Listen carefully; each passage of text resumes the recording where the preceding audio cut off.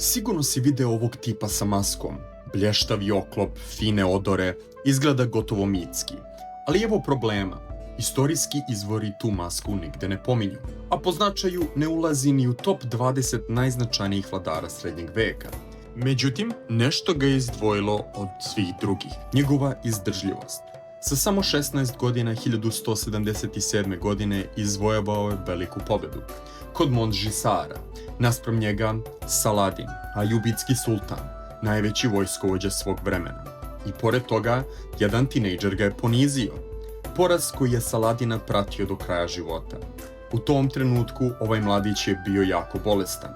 Lepra, najgora bolest tog perioda. Ubija te polako, nestaješ u delovima.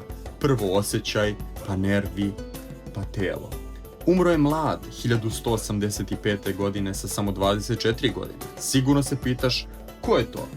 Balduin IV. Kralj Jerusalima, drugima poznati kao kralj Gubavac, jedan od najpoznatijih vladara srednjeg veka.